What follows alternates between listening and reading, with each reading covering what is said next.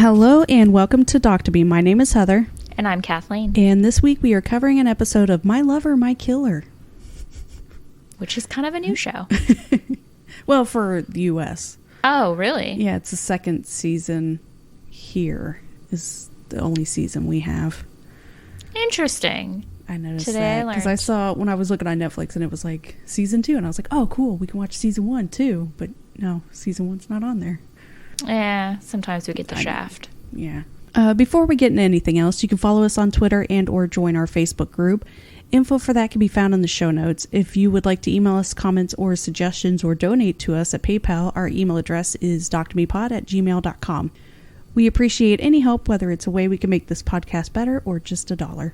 So we are going to cover episode 1 of season 2 of this very British show because season 2 is all we have over here. Because we're not British.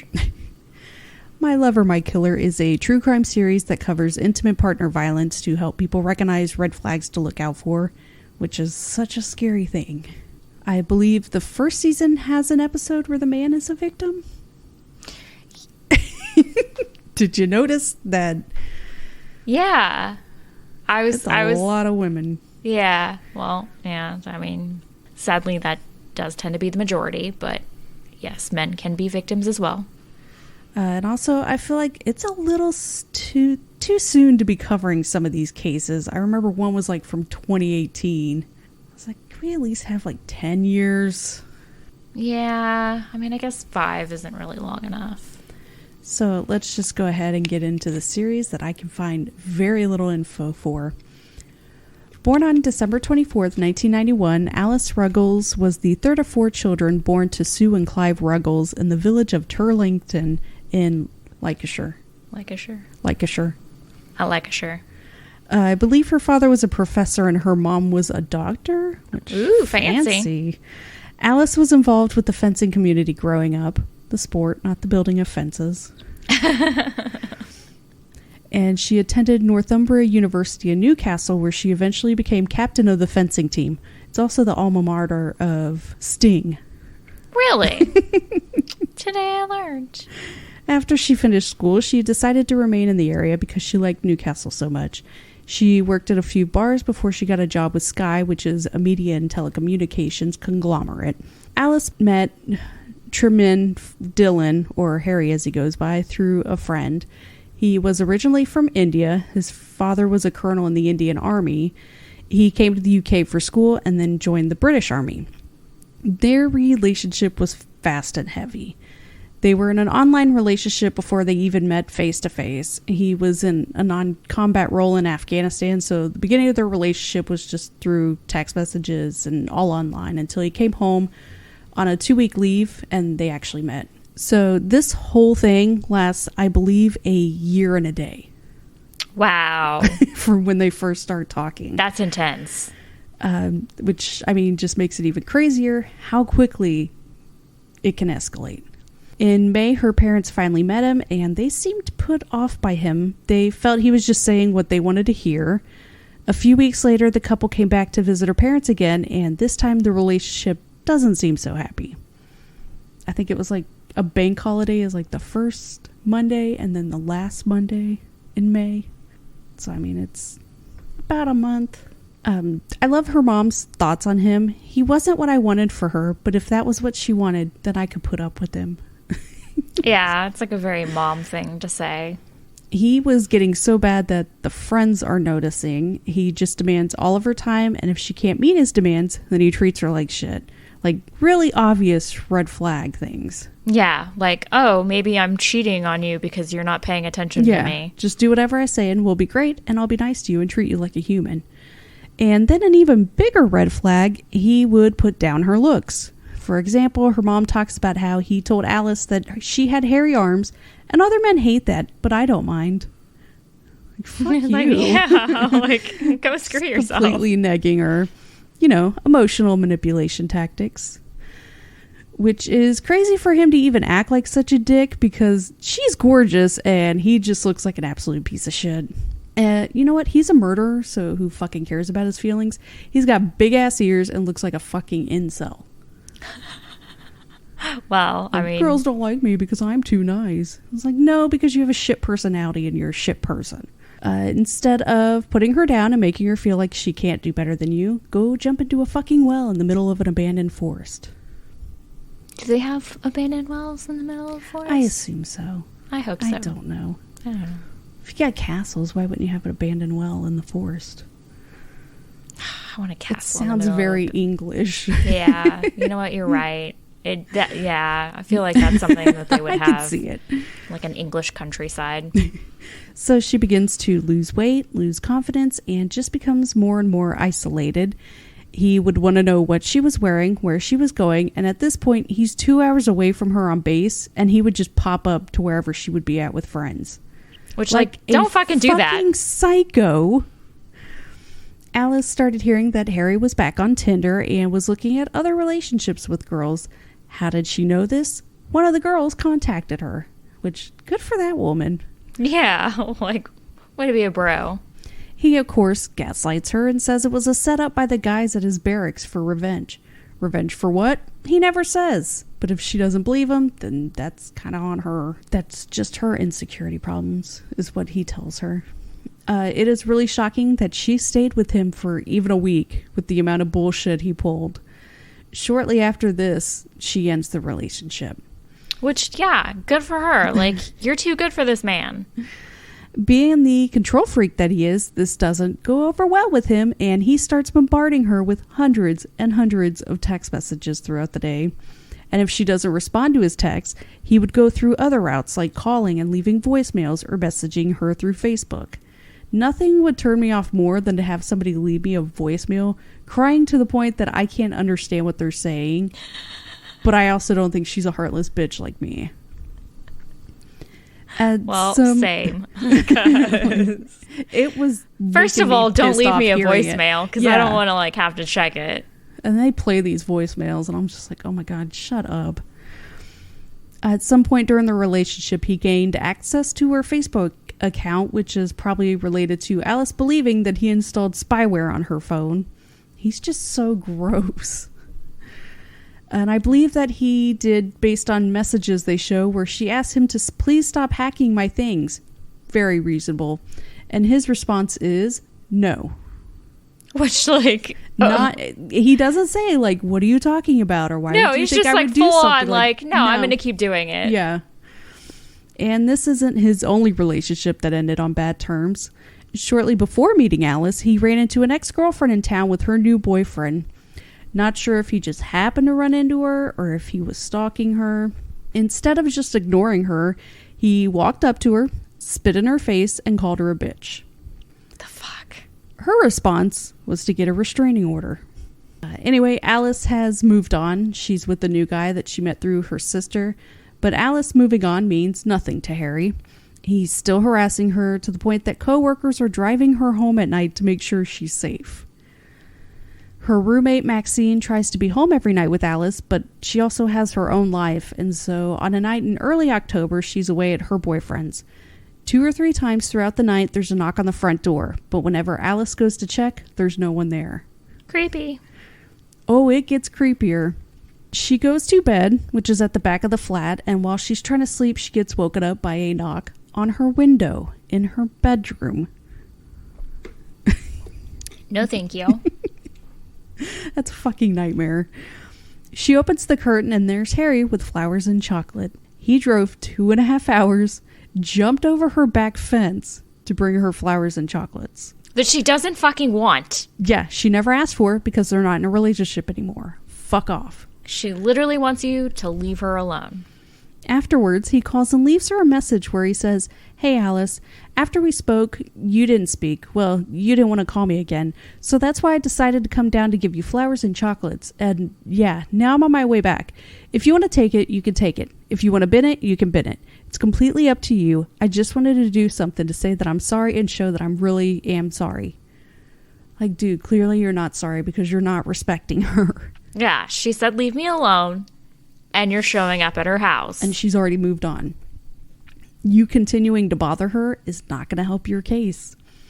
Also, don't make an unannounced 5-hour round trip, knock a few times at her front door, and run away, and then jump her back fence to knock on her window while she's trying to sleep to quote unquote apologize. That's a fucking creepy ass apology. It's so creepy. So yeah, at this point, her friends and family really step in to kind of push her to go to the police. On October 2nd, she called the police to report the stalking. She's just so polite on the call, almost like she hates being a bother. She takes out a PIN, or police information notice, which is basically the police telling the offender to just leave the complainant alone. It's not like a protection order issued by the court, like it's not that severe. Like a verbal warning? I'm not sure. Yeah, it's like getting a cease and desist letter.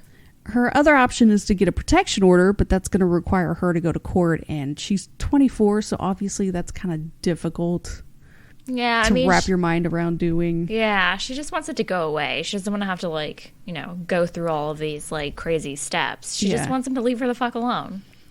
She tells him that if he contacts her again in any way, he'd be arrested. Instead of the cops putting the fear in him, it just makes Harry angry.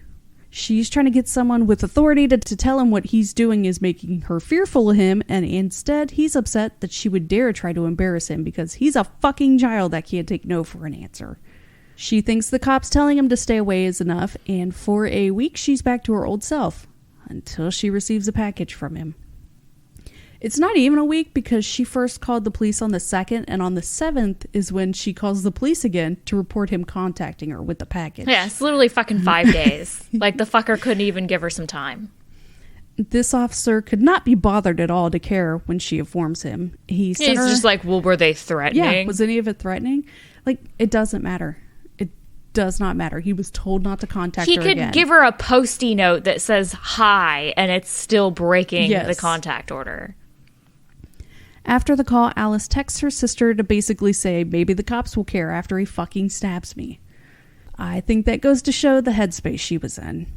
And the talking head brings up that in the letter, Harry had stated something about knowing you belong to another man now, which is so gross. Like, she's an object.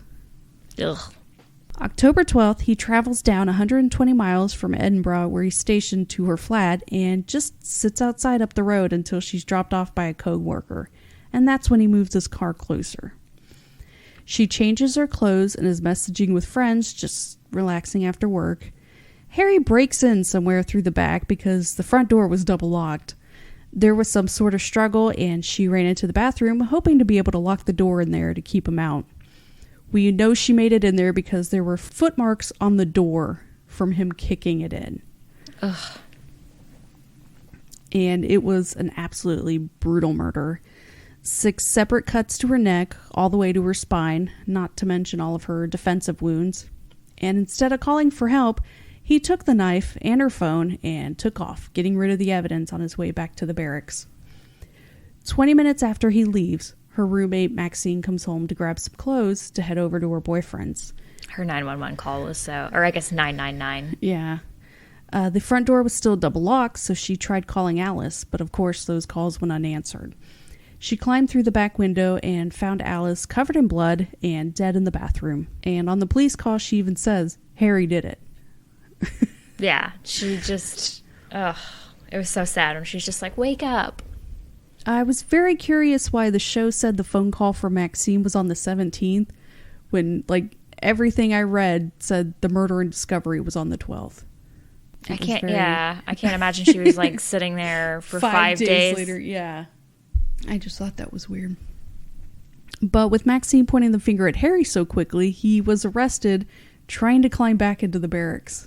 Yeah, he was trying to fucking so sneak funny. in so that, like, they wouldn't know. So he wouldn't sign out and he'd have an alibi.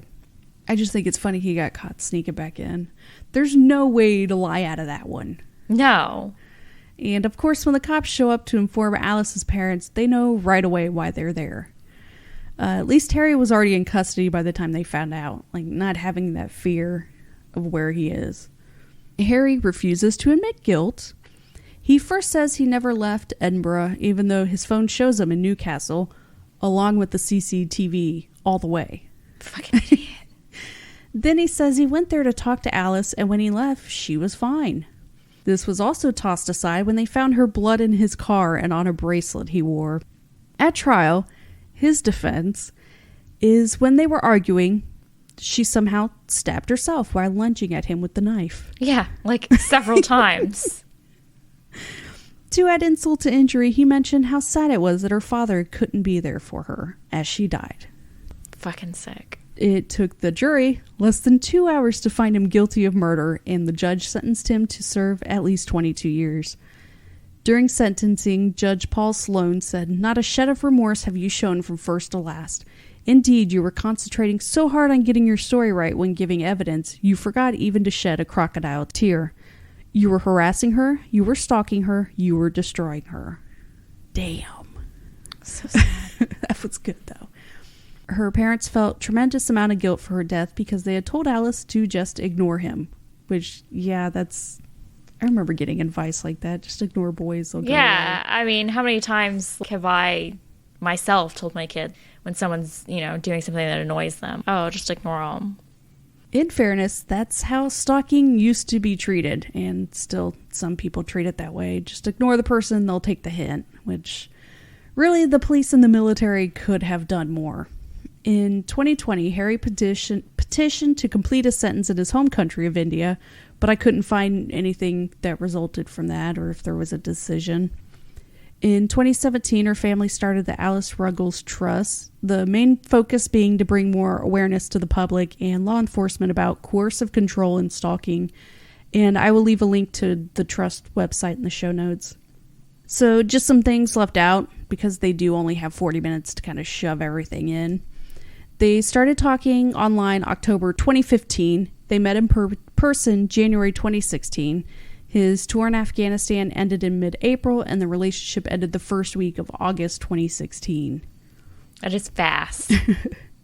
So they only had a face-to-face relationship for like 18 weeks. Jesus.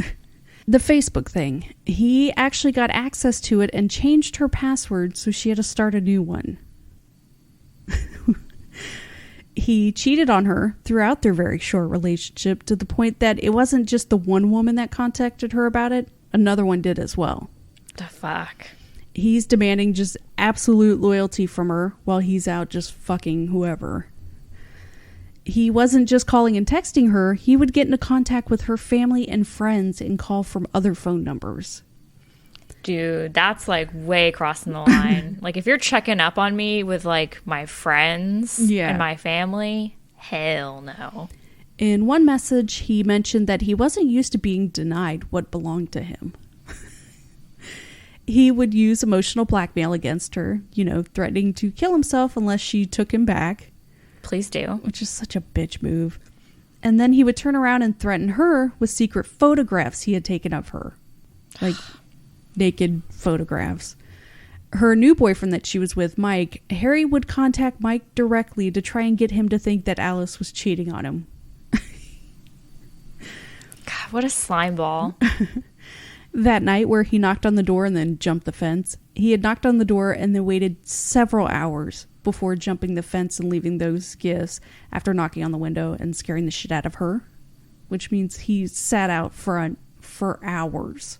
Who does that? When she requested the pin, it wasn't the cops that informed him, it was his army superiors. They actually talked to him on 3 separate occasions, telling him to leave her alone. Someone doesn't listen? Her sister was also in the military, and so she too was in contact with either his superiors or someone high up to let them know the situation. And yet they did nothing. Yeah, that's what I meant earlier when I said the military also shared blame. And so part of that letter he sent her was him whining about how he was being punished and it was her fault.